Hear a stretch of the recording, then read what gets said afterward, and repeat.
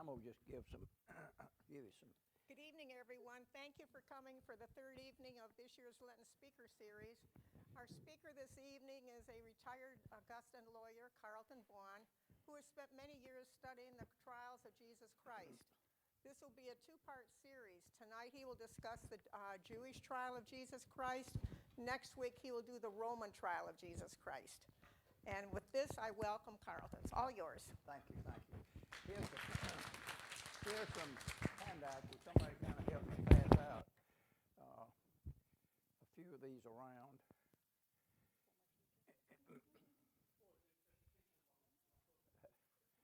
And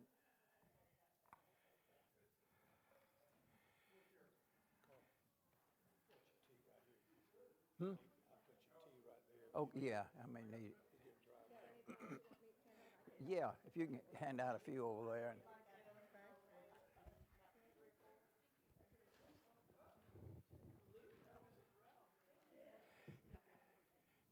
here's some more if you need them. Do we need any more of these anywhere?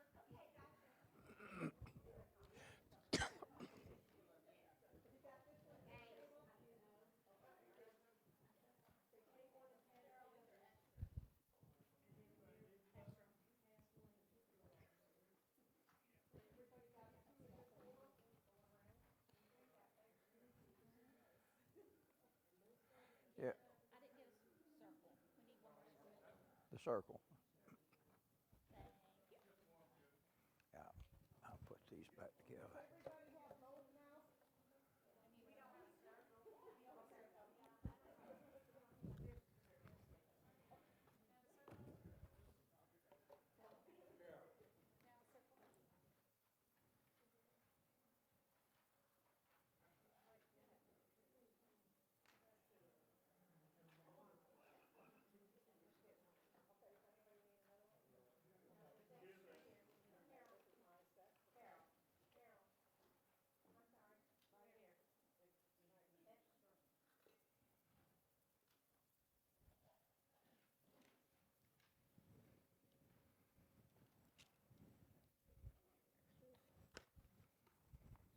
These, okay.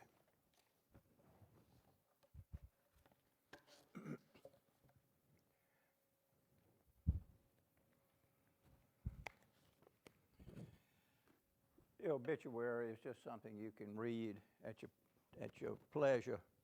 But I do want to, really before I even get started, it's important that you understand this one. I'm sure most of you at least have heard where about the Jews have their day start at sundown, and it goes until the next sundown. And we talk about particularly on the Sabbath, which is on Friday night is where it starts, at sundown. And just a little background on this. The calendar, the Jewish calendar is one of its own. It's not like anything that we have. Of course, theirs has been around for 6,000 years. But I want you to understand it because it is critical to a lot of what we're going to talk about tonight. The months, their months are different too. And the months have to be adjusted 7 times in every 19 years in order to kind of get back on schedule. And I'm not concerned about months, just the day. All right, look at the outer circle there from the red line, and it comes all the way around. The day that we're going to be talking about is 14 Nisan, which is roughly the month of March. The inner circle shows where our day begins and ends at midnight. In this case, theirs begins and ends sundown, and just forget about midnight. It doesn't have anything to do with their day. particularly for purposes when we're talking about this 2,000 years ago. So look, see how it comes all the way around, and we're talking about one day there.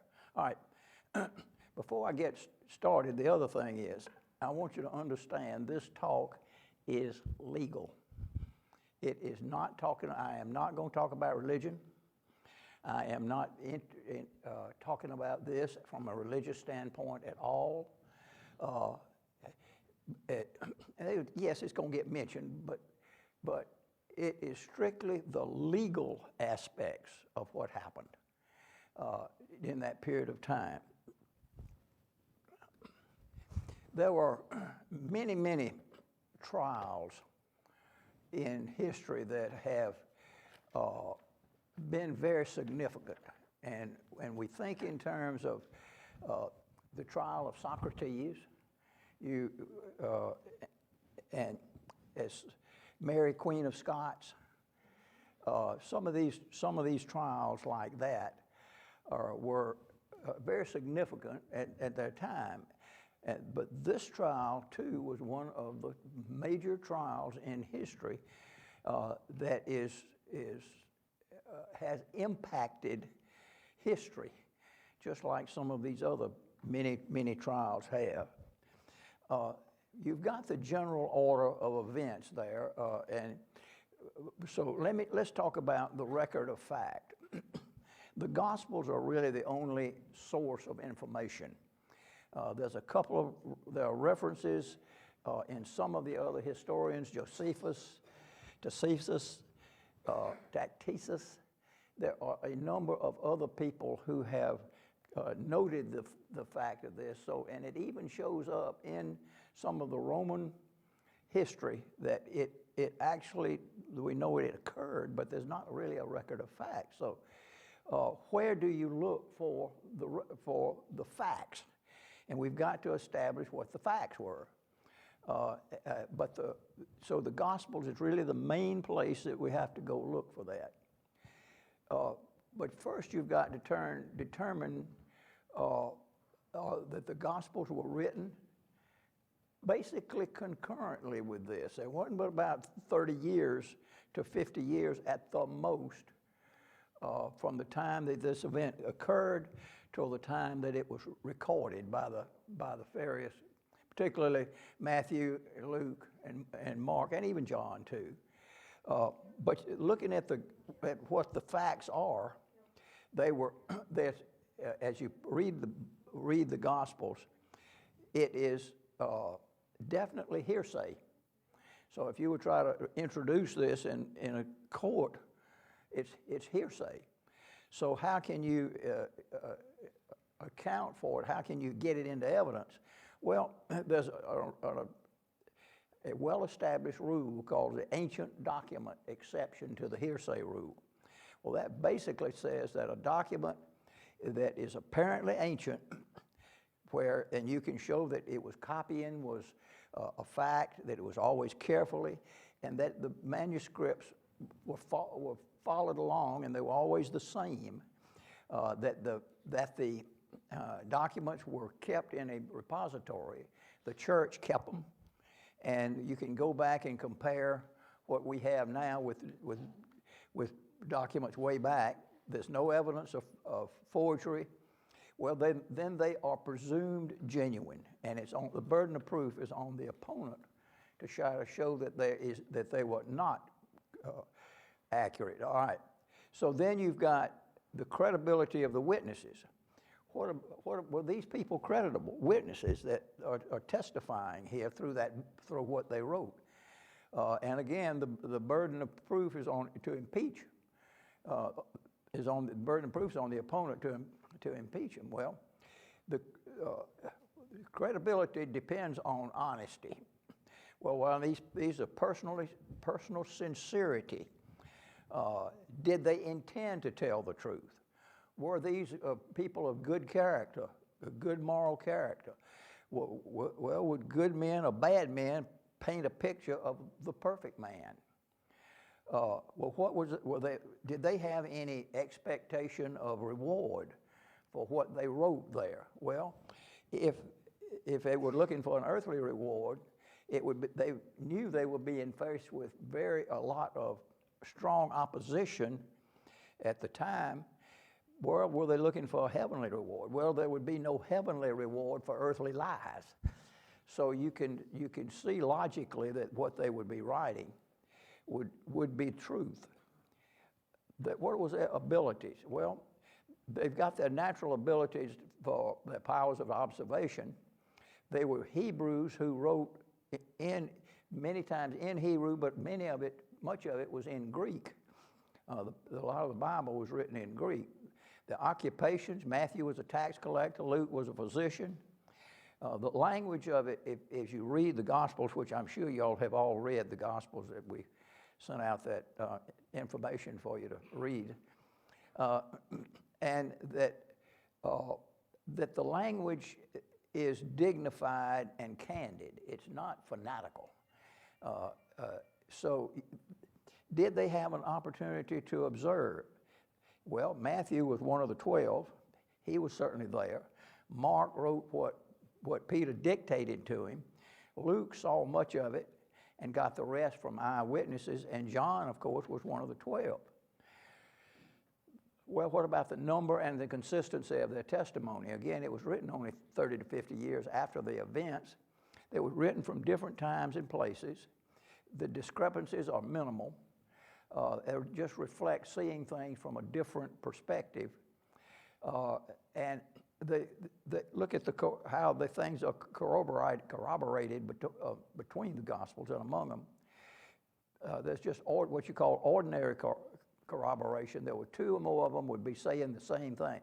All 4 of them stated there was 12 baskets full when there was the feeding of the 5,000. There was an internal. One of them says one statement explains another statement. One says, "Who smote me?" And the other one said, "He was blindfolded." Well, I mean, if he hadn't been blindfolded, he would know. So, being blindfolded, the question made sense. Philip said, they asked Philip, "Where do you go to buy bread?" Well, Bethsaida, because that's where he was from. So you could certainly tell that. Another, just plain logic says, there's a statement that says, "And the other disciple did outrun John." Well, who was the other disciple? Peter. Well, why that? Peter was much younger than John. So it would make sense that he would outrun John. We all know, too, that miracles happen, but we can't necessarily, even if we can't explain them. But there was a lot of the coincidence of the testimony that they are giving was just in connection with the collateral circumstances surrounding it. The Gospels say Pilate was a judge, and Josephus even says that he was governor. The power of life and death was removed from the Jews by Rome. We know that. Jesus bore his own cross. That was standard procedure. Scourging was a preliminary to crucifixion. The sign, King of the Jews, was on cross. That was standard to put some sort of a sign identifying the person and what he was being charged with. They broke the legs of those being crucified. That was a standard too. The bloody sweat, when he was in the Garden of Gethsemane, there are other instances of that happening. For instance, there was a nun who was about to be raped, and she ended up with a bloody sweat all over her. And that has been established. And they said that the disciples, when they came to pick up Jesus, they said the disciples forsook him and fled. Natural occurrence. All right, so let's go back. Let me give you a little bit of a background on the Mosaic and the Talmudic law. The Pentateuch is the written law or the Mosaic code. The Talmud was an oral law that was later reduced to writing. And it is a compendium of literature, law, tradition, faith, ceremonials. If it were in English, it would be 400 volumes of at least 350 pages each, so it was huge. There are 2 parts, the Mishnah and the Gemara. The Mishnah was the law. It would discuss things like agrarian law, feasts, women, damages, sacred things, purifications, but that was the law on these issues. The Gemara was a commentary.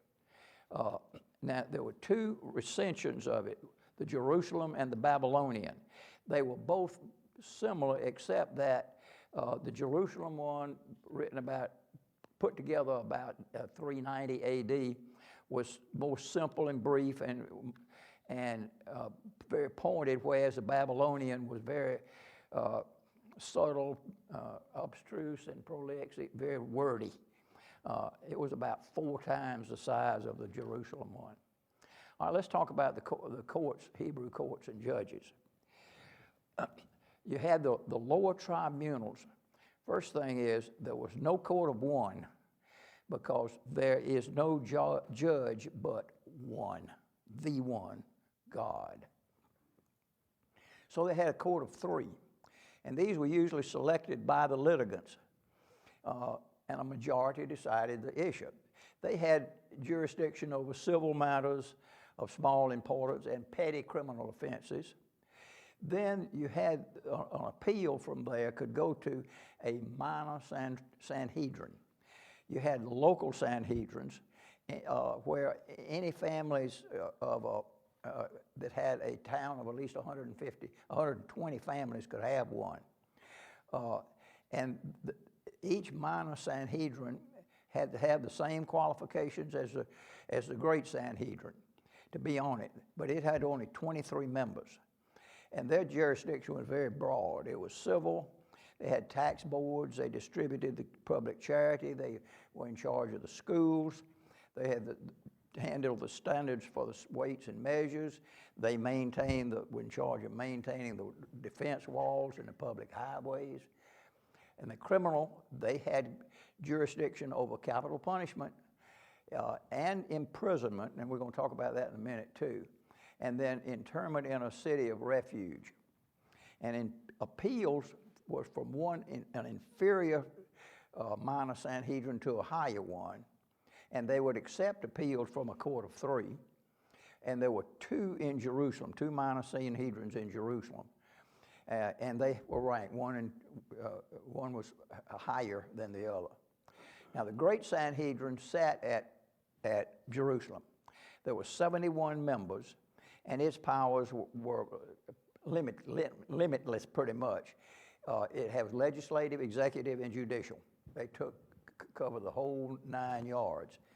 The name generally denotes an assembly sitting in a sitting position, deliberating in a sitting position. There were other names. It was called the Council of Ancients. It was called the Senate. It was called the Grand Council. And generally came, the origin of it was probably Moses plus the 70 elders of Israel. It really got established during the Maccabean era. I'm going to say 170 to 100 BC, somewhere along in there. And it had general judicial power as well as legislative and executive power. Now, the Great Sanhedrin was organized into 3 chambers. There was 23 members in the chamber of priests. Now, that was the religious order. And the theocracy of Israel gave the priest a dominating influence. But all 3 were supposedly equal. The chamber of scribes, now there were 23 members there, and this was the literary or legal order. And then the chamber of elders, which was 23 members, and that was the patriarchal order. Then there were 2 officers, the president and the vice president. And they were a little separate from the 3 chambers. Now, the qualifications of it are interesting. You had to be a Hebrew and a lineal descendant of Hebrew parents. You had to be learned in the written and unwritten law. You had to have a very intimate acquaintance with the Mosaic Code, traditional practices, adjudication of current and former courts, and you had to know the obsolete law as well as the current law. To give you a background on what on what you were facing as a judge there. Now, you had to have had filled at least 3 prior offices. You had to be of gradually increasing dignity. For instance, you had to be at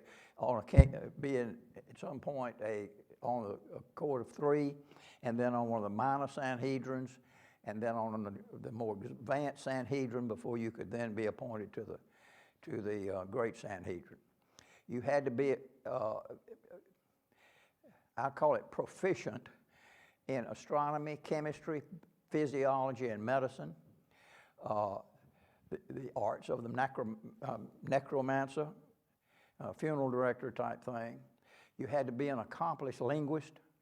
You had to know especially all the languages surrounding, because there were no interpreters allowed in court.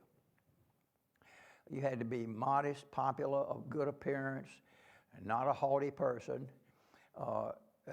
popular with your peers, no physical defects that would detract from you, an humble person, had to be pious, had the strength of your convictions. But there were disqualifications listed as well. You had to have a job. You had to have a regular occupation or profession, because you had to have a method of earning a living, and you had to understand the struggles of daily life. You must be at least 40 years old. If you'd had no children, you were not qualified in death penalty cases. Or if you were old, you weren't qualified in death penalty cases. Or if you were an illegitimate child, you could not sit. You couldn't be a gambler, a usurer, or dealt in slaves. All of these things, because you were considered to be lacking in conscience. You couldn't be, of course, a relative of an accused. You couldn't, any way you would be involved with having some benefit from anywhere. The king could not be sit on the great Sanhedrin, even though he was subject to it, but he could never be a member of it. The officers were the president, called the prince, and the other was called, the vice president was called the father of the tribunals.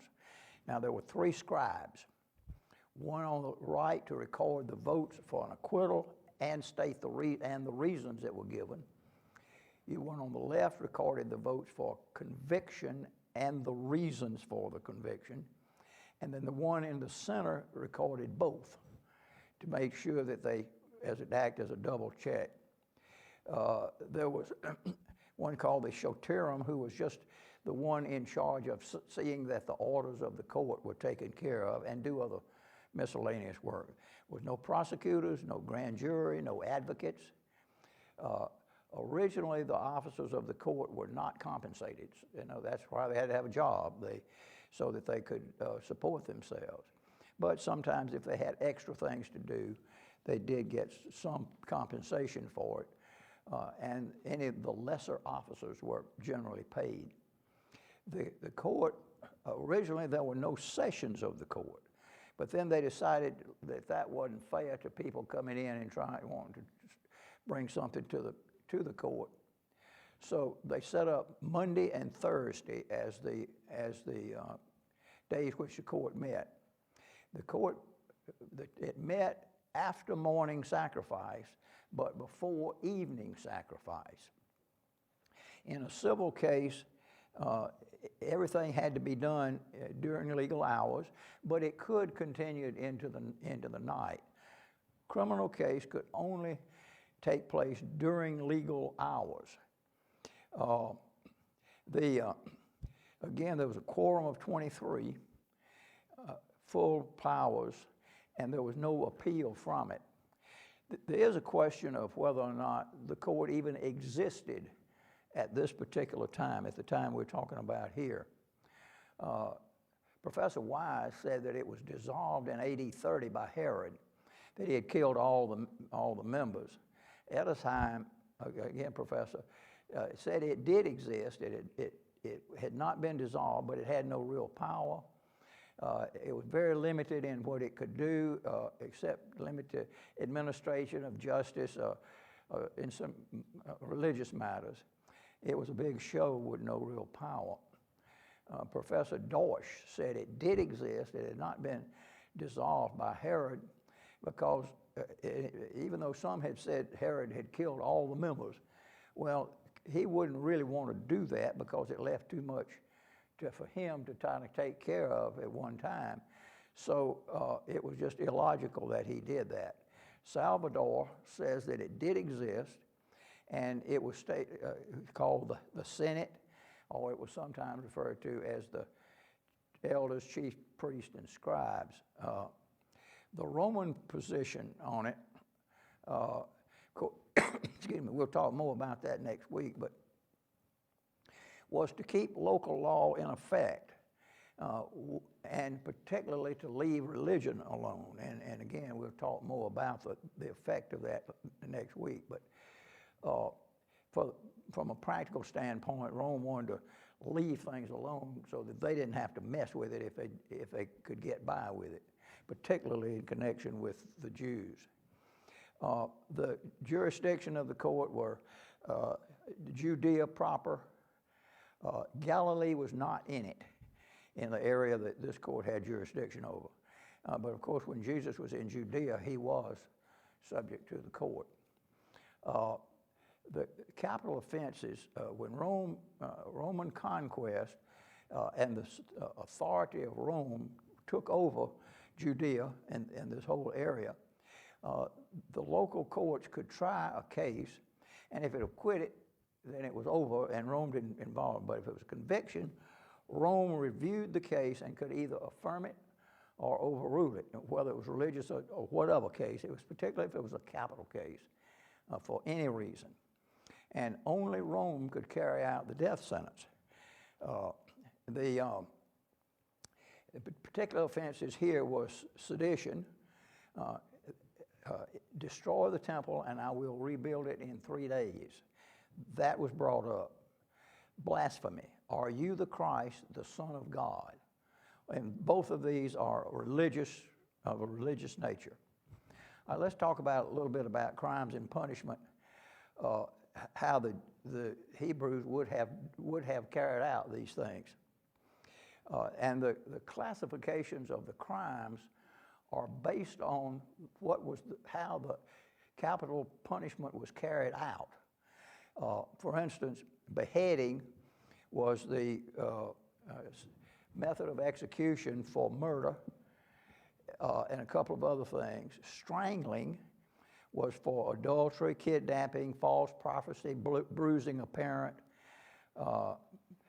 prophesying in the name of idols, and burning was for incest, and stoning was for magic, idolatry, blasphemy, cursing a parent, violating the Sabbath, bestiality, and a few other things of that nature. All right. Beheading was carried out by just tying the victim to a stake and cutting his head off with a sword. Strangling was burying the guy up to the waist in a tight and tie a cloth around his neck and tighten it, cut off breathing. Burning was the same thing as strangling, except that they put the cloth around there and two big men on each end snatched it, which immediately crushed the windpipe. And stoning was take him up to a high precipice somewhere off the wall of the city and throw him down off the wall. And if it didn't kill him, then you pick up heavy stones and throw them on him. I just got back from Israel, and I tell you, there are rocks everywhere. And so you get the idea there that it was just pick up a rock and start throwing at somebody. But that was not the way that was done. False swearing, they punished somebody for false swearing in the manner that the person against whom they falsely swore would have been punished. Imprisonment. basically imprisonment had never been known to the Mosaic Code, but it was only holding someone for trial.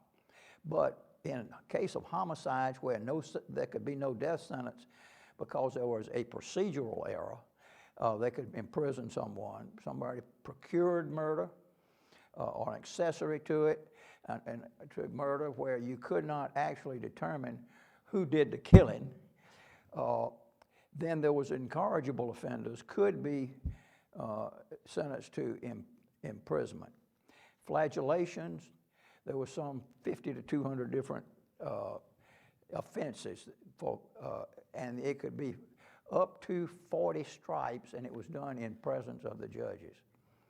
Slavery was a possible sentence, and it applied a maximum of 6 years, and it applied only to men, not women, and it could not be degrading in any way, even to the point where there was kind of a statement that says, he who ends up with a Hebrew slave has bought himself a master.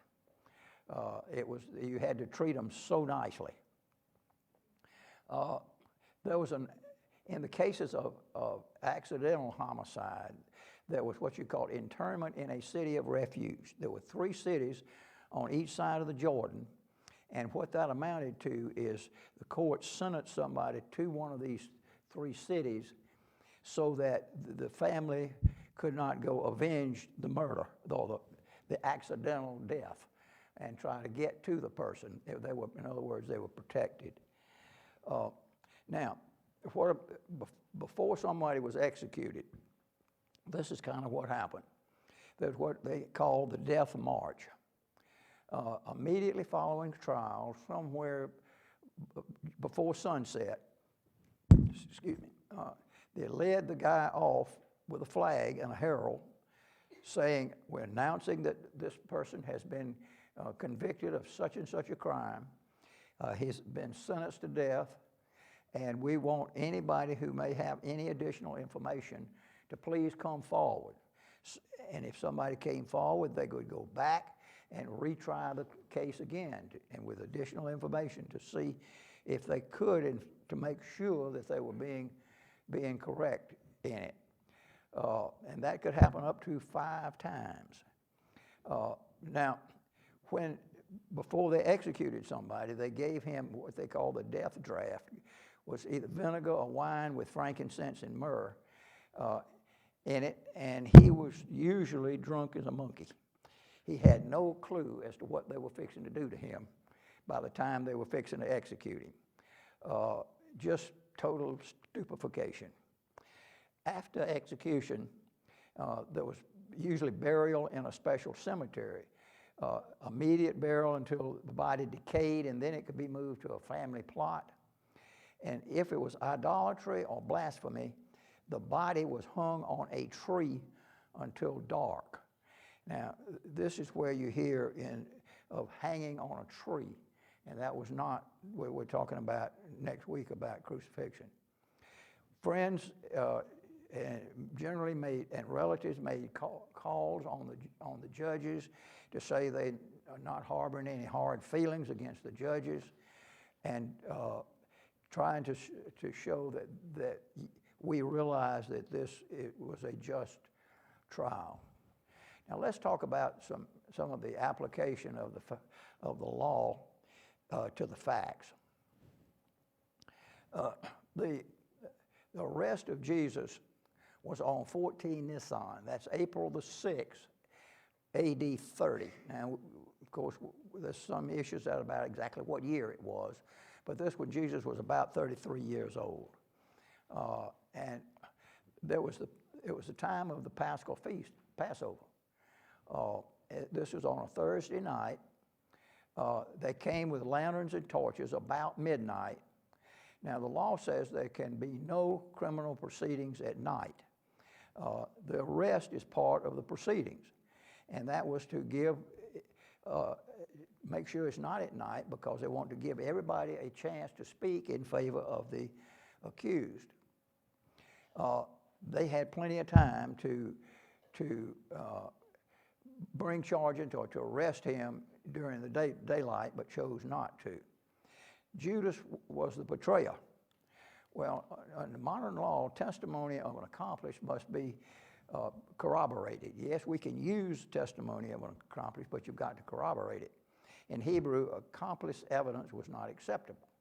Now, if Jesus were a criminal, Judas was an accomplice. And if Jesus was innocent, then the arrest is just a total outrage. What about the malicious intent of the Sanhedrin? You must have an intent to try to arrest and try somebody in a bona fide trial. Here there had been 3 meetings with the idea of how we're going to do away with him. Catch that in a minute, but the private examination of Jesus. There can be no criminal proceedings at night. And the examination is a part of the proceedings. Now, he was examined by Annas or Caiaphas. We're not sure which one. We know Caiaphas was mentioned as the high priest. We know Annas has also been called high priest, which at some time he was, and he was probably kicked off the bench by Valerius in AD 14. But he was still kind of the power behind the throne. He was Annas's father-in-law. Annas was Caiaphas' father-in-law. So he was probably still the power behind that throne. Now, so there can be no sole judges. And remember, you can't have a court of one. But so no individual could interrogate an accused. The accused, that's to keep an accused from admissions against interest. And of course, Jesus knew the law. He said, I have spoken openly, bring witnesses. What about an indictment? The indictment had to be very specific as to exactly what you're charging somebody with. There could have been extrajudicial charges. You know, he declared that you could worship anywhere. You didn't have to worship in the temple, that God was everywhere. But there were 2 charges brought up at trial. Sedition, which was the threat to destroy a national institution, i.e. the temple. And there was blasphemy, claiming to be Christ, the Son of God. But he had a right to know the exact nature of those charges, and they probably had to be in writing. Now, the members of the Sanhedrin could not be accusers. Accusers were the witnesses, and members of the Sanhedrin could not be a witness. And Caiaphas, remember, was the one who made the accusation of blasphemy. Now, the entire trial was conducted at night. That's a jurisdictional matter, not a venue issue. It was jurisdictional. The trials in a criminal case had to be conducted between morning sacrifice and before evening sacrifice. And that applied specifically especially I'll say, to criminal cases. Well, of course, why did they do it this way? Like Mark says, lest there be an uproar of the people. Now, the court convened here before the morning sacrifice, which was offered between daylight and sunrise. It lasted about an hour, and that's done because of the relationship between the law and religion. The temple was where the court met, and that was God's residence on earth, and his guidance was always invoked before such a matter of this importance was brought up. And the proceedings were always conducted in God's name. Now, the trial was before the feast or Sabbath. The modern practice is to adjourn from week to week if necessary. Hebrew practice was it had to be a continuous trial, and they paused overnight only. There could be no sessions on the Sabbath or on a feast day. That would be work, so it couldn't be done. No writing was permitted on those days, so the scribes couldn't take down what the votes were, and you couldn't convene the court on the day before a trial of a Sabbath or feast day, because it may be necessary to let it continue into that Sabbath day. And of course, you can't skip a day because that would be an illegal adjournment. Now remember, we talked about the rings here. The Jewish days began at sunset one day and extended to sunset the next day, as far as our calendar goes. The trial here was on 14 Nisan. It began the evening of Thursday, April 6, AD 30, and it would have continued to Friday, April 7th, AD 30, according to our calendar. Now, Passover had begun at sundown there, and the Sabbath would be the 15th, which would begin Friday evening, as you can see from how the circle goes.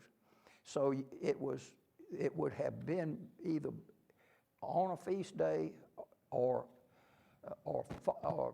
leading to, or the day before. Now, the trial was concluded in one day. Now, we're talking about a day. We're talking about the Hebrew day. And the Hebrews were cautioned to be very careful in deliberations.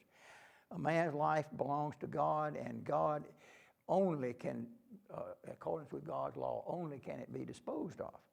So once in a Sanhedrin that once in 7 years condemns a man to death is considered as a slaughterhouse. The capital cases where there were convictions must last 2 days.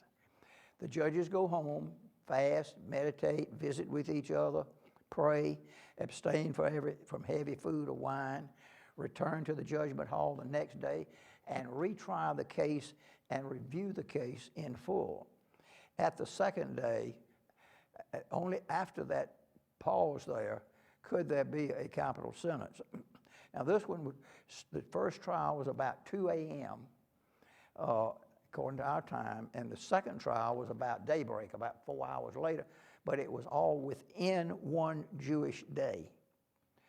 Now the conviction here was based on uncorroborated confession. A confession had to be corroborated by 2 competent witnesses. The accused is considered to be his own relative, so he can't testify. If he's guilty, he's evil and can't testify. If he's not guilty, he accuses himself of a falsehood. And the idea is to protect lunatics from judicial suicide. So that's the reason for that. They attempted to find witnesses to sedition, but agreed not together. Now, witnesses, the competency of witnesses was important. Women were not competent as witnesses in capital cases because the witness is the executioner. Had to be at least 13 years old, had to be, and only eyewitnesses were competent. It took 2 witnesses to convict. If accused denies guilt, then one witness merely contradicts the other. And then to permit death sentences on the testimony of one witness is considered to be fatal to liberty. Now, witnesses had to agree completely. And if one witness contradicted another, it threw out both of them, threw out both testimony. And not only testimony, not only as to the offense, but to exactly how it was committed. And plus the fact that any testimony must cover the entire transaction. For instance, in kidnapping, you had to have somebody that would see both the abduction and the selling. And so if you didn't see the whole deal, your testimony was not good. They didn't have an oath, but they did give you a warning. Now, what about the witnesses? There was a preliminary warning but if irrelevant testimony, then it's declared inadmissible. Accused had to be present. They sequestered the witnesses. They went through a series of questions to make sure that the witness was there at the time to see it. And irrelevant circumstantial evidence you could not use. Documentary evidence you could not use. It had to be verbal, and you, of course, you couldn't impeach. It could be impeaching. Now, if you had some vain testimony, and that once somebody testified, if everything fit, that testimony stood until you got another person to agree completely. Now, here's one thing that was really strange. Called the antecedent warning. An offender must be warned before committing a crime. Not only warned about that you are about to commit a certain crime and describe it, and what the exact punishment for that crime was. And the person must acknowledge the warning. Yes, I have been warned, and I admit I am aware of what I'm fixing to do, and I'm going to do it anyway. The purpose was to protect against rash acts by somebody, but to enable the judges to establish guilt and to aid in assessing the appropriate penalty. Jesus remained silent as to the charges of sedition. Destroy the temple and I will rebuild it in 3 days. He had a right not to incriminate himself, and so that charge was thrown out. Then came the high priest's question, are you the Christ, the Son of God? Jesus answered, I am. Well, the Hebrew had the right to call himself Son of God. And of course, Jesus couldn't let this opportunity pass because it was connected to the Christ, the Messiah. Of course, this is, talk about blasphemy. You must utter, to be blasphemous, you must utter the name of Jehovah or Adonai. And there's no particularly, he didn't do that. But he did identify himself with God. It's basically, they're talking about what you would call, I guess, idolatry.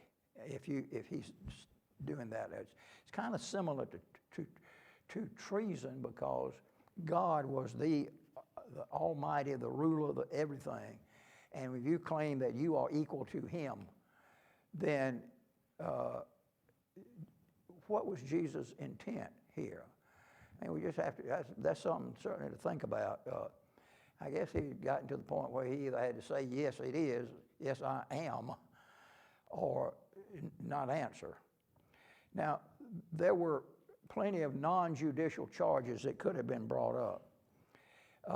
He forgave sins himself. Your sins are forgiven you.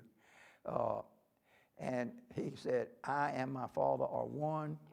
And he said, before Abraham was, I am. And certainly if any of these are, if he's not divine, then it is blasphemy. Now, we don't know why necessarily they didn't get somebody to come in and testify that they had heard him say these things, but they didn't. And these charges were never brought up, those statements. Now, this is another interesting thing. The verdict was unanimous.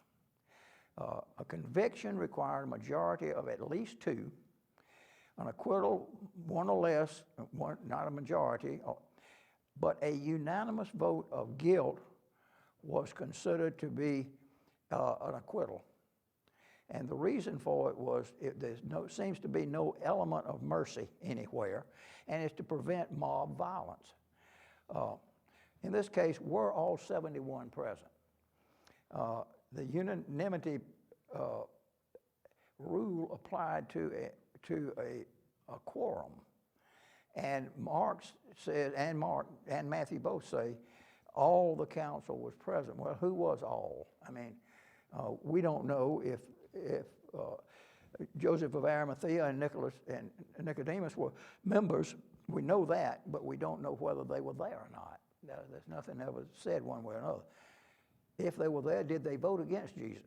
Were they afraid not to vote for him? The vote was just en masse, and so I guess they were identified as voting with him. And did they protest the action of the others and then vote with them? Or did they know the unanimity rule and vote that way intentionally, knowing that that would be an acquittal? Interesting. Now, the sentence was pronounced in a forbidden place, the palace of Caiaphas, located on Mount Zion. The Hall of Hewn Stones was the only place that a capital trial could be conducted, and the sentence must be pronounced there. Here it was not. The high priest rent his clothes. It was a custom of the Jews to rend your clothes, tear your clothes, whenever blasphemy was uttered. And it shows the horror of hearing blasphemy, such language. Now, the tear had to be of such nature as to tear the clothes where they were irreparable. They were lavish robes made especially according to the rules that God had set down for them. And you could not tear those robes. That was forbidden. And it was also forbidden to tear your clothes on the feast day or the Sabbath day. The balloting was irregular. The normal procedure in a criminal case was to begin with the youngest. He was to rise, to state his vote, and to state the reasons that he agreed with, or that his vote brought. Let me get some water.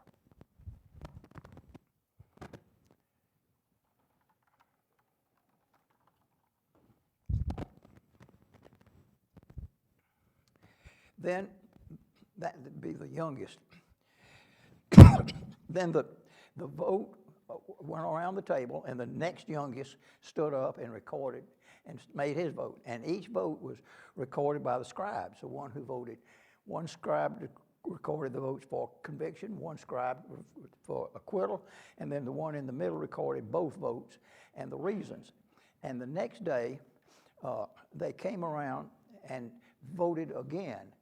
And if your vote changed, or if you changed the reason for your vote was cast out, and it no longer was counted. And here there was no vote on a second day. Everything was done during that one day. Many of the judges here were disqualified. There were the Talmud listed at least 8 that were specifically disqualified. Several had purchased votes. At least one had bribed Herod, and there was special disqualification of these judges. They had already determined Jesus' guilt before the trial. Remember, there were 3 separate meetings earlier. First, there was a meeting about 6 months before the trial where Nicodemus defended him. About 6 weeks before trial, Caiaphas said, they met with Caiaphas and said, one should die so the whole nation won't. Then just a few days before trial, they cut that deal with Judas. Now, a lot of it was not just a hatred of crime, but a personal hatred of Jesus. They had, remember when they bound him and were in front of Caiaphas, they hit him, spit on him, and that was showing a personal hatred of him. Now, there were 2 parts to any trial: accusation and a defense. There's no duty to agree with the defense, just hear it. The antecedent warning would have been a defense. Object to Judas' testimony because he was an accomplice. Now, insanity could have been a defense, claiming equality with God, claiming the claim of duality or trinity of God, and the claiming to be the Messiah. Suppose they didn't even let him show anything, including the merits of the claim to be a Messiah. The prophecy was that the Messiah was to be born in Bethlehem. There's a fulfillment, and I'm going to give you a sheet on this. The Messiah was to be born of a virgin. Messiah was to spring from the house of David. The Messiah was not come until the scepter had departed from Judah. That is, Rome had taken away the power of life and death. There was a forerunner like Elijah who would prepare the way. The Messiah would begin to preach in Galilee. The Messiah would perform many miracles. the Messiah made public entry riding on a donkey. The betrayer, he would be betrayed for 30 pieces of silver thrown into a potter's field, and that he was a man of poverty and suffering, despised or rejected of men. Well, again, the whole thing boils down to the fact that he never was given any chance to bring out anything in his favor. All right, so next week we're going to pick up where we left off here and talk about how the Rome got involved with this, and what the result, and a little history on Rome and what they did. And I've got a couple more handouts for you. Thank you.